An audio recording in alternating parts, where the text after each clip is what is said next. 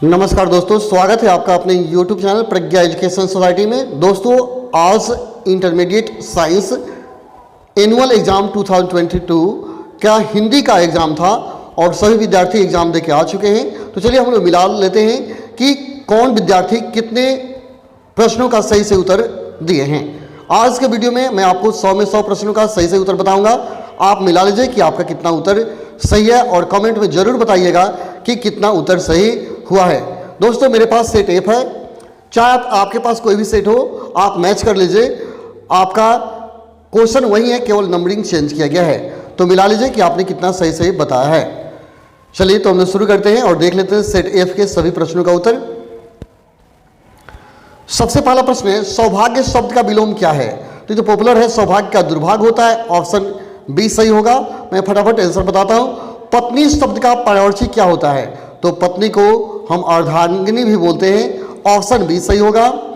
अगला है, हमारे जवानों को देखकर दुश्मन भाग गए, कौन सा समास है? हमारे जवानों को देखकर दुश्मन भाग गए, ये कौन सा समास है? तो यह संयुक्त वाक्य है। ऑप्शन बी सही है। कौन सा वाक्य है? बी संयुक्त वाक्य है।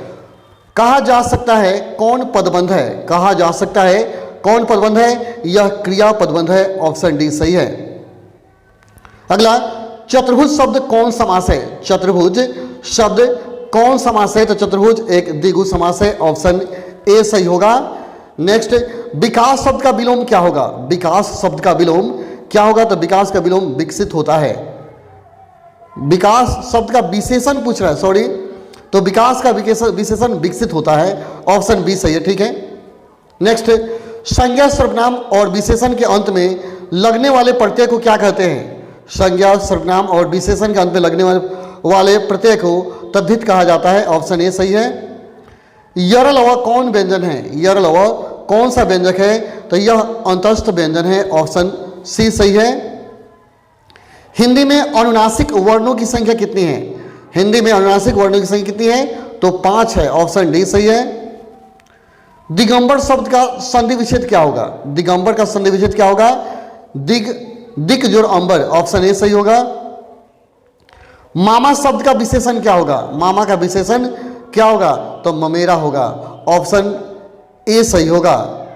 नेक्स्ट, यथाशीघ्र शब्द कौन समास है? यथाशीघ्र शब्द कौन समास है? तो यह जो है अविभाव समास है। ऑप्शन बी सही होगा। ठीक है। नेक्स्ट, रचना की दृष्टि से शब्द के कितने भेद हैं? तो रचना की दृष्टि से शब्द के 3 भेद हैं। ऑप्शन सी सही है। हर तरह के संकटों से घिरे रहने पर भी वह निराश नहीं हुआ, किस वाक्य का उदाहरण है? यह किस वाक्य का उदाहरण है? तो यह मिश्र वाक्य है। ऑप्शन सी सही होगा। निम्न में शुद्ध शब्द कौन है? शुद्ध शब्द कौन है? तो हमारे शिक्षक प्रश्न पूछते हैं, यह शुद्ध है। ऑप्शन सी सही है। अंतरंग का विलोम क्या होगा? अंतरंग का विलोम क्या होगा? तो अंतरंग का विलोम वही रंग होता है। ऑप्शन बी सही होगा, वही रंग। नेक्स्ट, जिसके समान द्वितीय नहीं है के लिए एक शब्द, तो अद्वितीय। ऑप्शन सी सही होगा। अंगारों पर लौटना मुहावरे का अर्थ क्या है? अंगारों पर लौटना मुहावरे का अर्थ क्या है? तो इसका अर्थ होगा ईर्ष्या से व्याकुल होना। Option D. अश्व का पर्यायवाची शब्द क्या होगा? अश्व का पर्यायवाची क्या होगा? तो तुरंग होगा। ऑप्शन ए सही है। उसने उस पुस्तक को खरीदा जो उसके मित्र का था, किस वाक्य का उदाहरण है? यह किस वाक्य का उदाहरण है? तो यह सरल वाक्य है। ऑप्शन ए सही है। सूरदास किस भाषा के कवि हैं? सूरदास किस भाषा के कवि हैं? तो आपको याद होगा कि सूरदास जो हैं ये ब्रज भाषा के कवि हैं। ऑप्शन सी सही होगा। गीतावली किसकी रचना है? गीतावली किसकी रचना है? तो गीतावली सूरदास की रचना है। ऑप्शन ए सही है। नाभादास किसके समकालीन थे? नाभादास किसके समकालीन थे? तो तुलसीदास के समकालीन थे नाभादास। हार जीत शीर्षक कविता किस प्रकार की रचना है? तो हार जीत जो है यह गद्य कविता है। गद्य कविता है। ऑप्शन ए सही होगा। मीरा ने अपना प्रियतम किसे माना था? तो मीरा कृष्ण की प्यारी थी। ऑप्शन बी सही है। कृष्ण को अपना प्रियतम मानती थी। शिवा बावनी के कितने मुक्तकों में छत्रपति शिवाजी की वीरता का बखान किया गया है? तो शिवा बावनी में आपको पता होगा कि 52 यानी 52 मुक्तकों में यह बखान किया गया है। ऑप्शन सी सही होगा 26 का। नेक्स्ट, झरना शीर्षक काव्य संकलन किस कवि की रचना है? झरना शीर्षक काव्य संकलन किस कवि की रचना है? जयशंकर प्रसाद की। ऑप्शन डी सही है। सुभद्रा कुमारी चौहान का निधन कैसे हुआ? सुभद्रा कुमारी चौहान का निधन कैसे हुआ? कार दुर्घटना में। ऑप्शन ए सही है। शमशेर बहादुर सिंह ने सोवियत रूस की यात्रा कब की? सोवियत रूस की यात्रा कब की? 1978 में। ऑप्शन बी सही है। नील नदी अमेजन मिसौरी में वेदना से गिरती हुई बहाती हुई जिंदगी की धारा एक, यह पंक्ति किस शीर्षक कविता से है? यह किस शीर्षक कविता से है? तो यह हारजीत से है। ऑप्शन ए सही है। निम्न शुद्ध शब्द कौन है? शुद्ध शब्द कौन है? ये आपको बताना है कौन है जो शुद्ध है। तो इसमें शुद्ध है निरीह। ऑप्शन ए सही है। जिस संज्ञा के नाप तौल वाली वस्तु का बोध हो उसे क्या कहते हैं? जिस संज्ञा से नाप तौल वाली वस्तु का बोध हो उसे क्या कहेंगे? उसे कहेंगे द्रव्यवाचक। शिक्षा शब्द क्या है? शिक्षा शब्द क्या है? तो शिक्षा शब्द स्त्रीलिंग है। ऑप्शन सी सही है। इसके बाद भिक्षा शब्द क्या है? शिक्षा के बाद दे दिया भिक्षा, तो यह तद्भव है। ठीक है, ऑप्शन बी सही है। पाठक शब्द का स्त्रीलिंग क्या होगा? पाठक का स्त्रीलिंग क्या होगा? तो पाठक का पाठिका होता है। ऑप्शन बी सही होगा। कक्षा शब्द क्या है? कक्षा शब्द क्या है? तो कक्षा शब्द पुल्लिंग है। ऑप्शन बी सही होगा। इसका बिल्ली छत से कूद पड़ी किस कारक का उदाहरण है? बिल्ली छत से कूद पड़ी किस कारक का उदाहरण है? तो इसका आंसर हो जाएगा आपादान कारक। आपादान कारक। सी। देश विदेश शब्द कौन सा समास है? देश विदेश कौन सा समास है? तो यह द्वंद्व समास है। ऑप्शन डी सही है। कोसो दुर्भागना मुहावरे का अर्थ क्या है? कोसो दुर्भागना मुहावरे का अर्थ क्या है? तो इसका अर्थ होगा, कोसो दुर्भागने का अर्थ है संतोष होना। यानी कोसो दुर्भाग रहा है, उससे कोई मतलब नहीं है। अगला, जो स्त्री अभिनय करे के लिए एक शब्द दीजिए। जो स्त्री अभिनय करे इसके लिए एक शब्द आपको देना है। तो इसके लिए एक शब्द हो जाएगा आपका अभिनेत्री। जो अभिनय करती है उसे अभिनेत्री कहा जाता है। अब देख लेते हैं किन्होंने प्रायः लंबी कविताएं लिखी। किन्होंने लंबी कविताएं लिखी है? तो याद रहे नाभा दास ने लंबी लंबी कविताएं लिखी है। जितना क्वेश्चन मेरे पास है उसके आंसर मैं आपको बता रहा हूं, बाकी अगले वीडियो में बताऊंगा।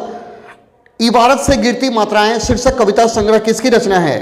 किसकी रचना है? तो आपका आंसर होगा अशोक भाजपेयी की। ऑप्शन बी सही है।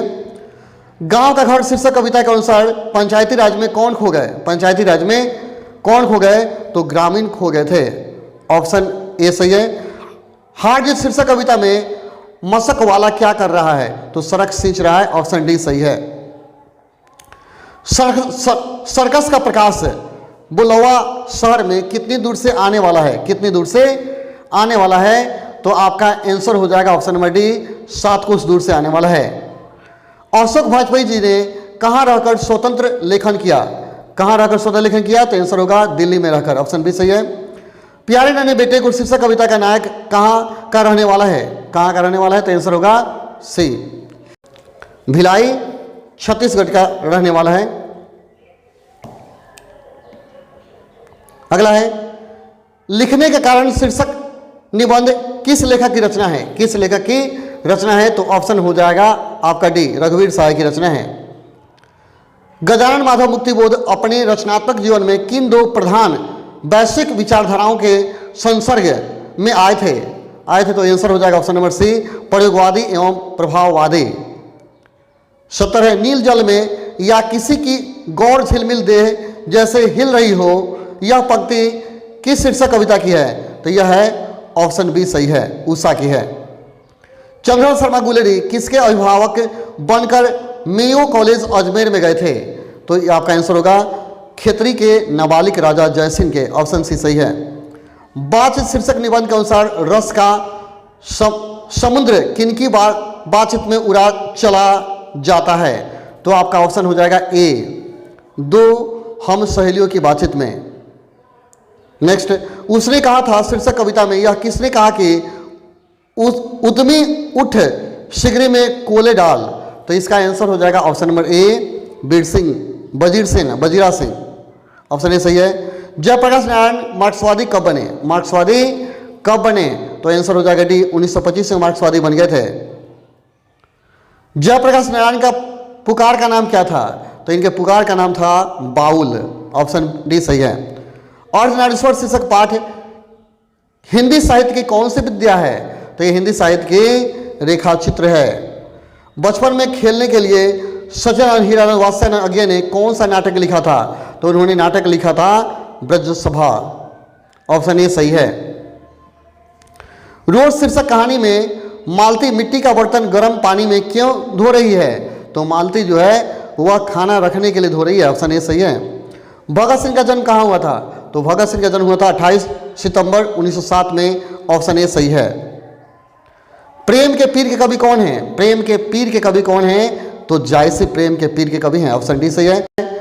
अधिनायक शीर्षक कविता किस कवि संग्रह से ली गई है? तो यह ली गई है आत्महत्या के विरुद्ध, ऑप्शन डी सही है। नेक्स्ट, एक लेख और एक पत्र शीर्षक पाठ क्या है? तो यह जो है यह है ऐतिहासिक पत्र। भगत सिंह के पिता का क्या नाम है? भगत सिंह के पिता का क्या नाम है? तो सरदार किशन सिंह नाम है, ऑप्शन बी सही है।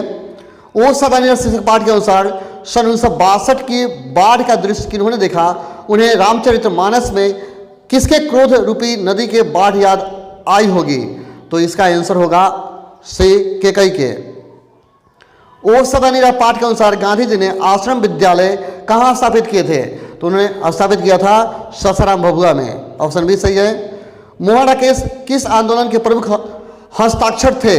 तो वे थे नई कहानी आंदोलन के, ऑप्शन ए सही है। सिपाही के मां शीर्षक पाठ में हड्डियों का चलता फिरता ढांचा कौन है? तो वो है दीनू कुम्हार, ऑप्शन बी सही है। आलोचना त्रैमासिक के प्रधान संपादक कौन थे? तो इसके प्रधान जो संपादक हैं वे हैं नामवर सिंह, ऑप्शन सी सही है। प्रगीत और समाज शीर्षक पाठ के अनुसार आचार्य रामचंद्र शुक्ल के काव्य सिद्धांत के आदर्श क्या थे? तो उनके आदर्श थे प्रबंध काव्य, ऑप्शन डी सही है। जूठन शीर्षक आत्मकथा में स्कूल के हेडमास्टर का क्या नाम है? तो स्कूल के हेडमास्टर का नाम कलीराम है, ऑप्शन ए सही है। तो चलिए यहाँ 100 प्रश्न खत्म हो जाता है, फिर मिलते हैं अगले वीडियो में। तब तक के लिए धन्यवाद। जय हिंद, जय भारत, जय मेरे प्यारे छात्रों। बाकी प्रश्न का जो उत्तर है मैं अगले वीडियो में आपको दूंगा। और दोस्तों मैं बता दूं कि इस चैनल पर स्पोकन इंग्लिश का कोर्स चालू होने वाला है, आप लोग जरूर सब्सक्राइब कर लेंगे ताकि आप फ्री में स्पोकन इंग्लिश सीख सकें।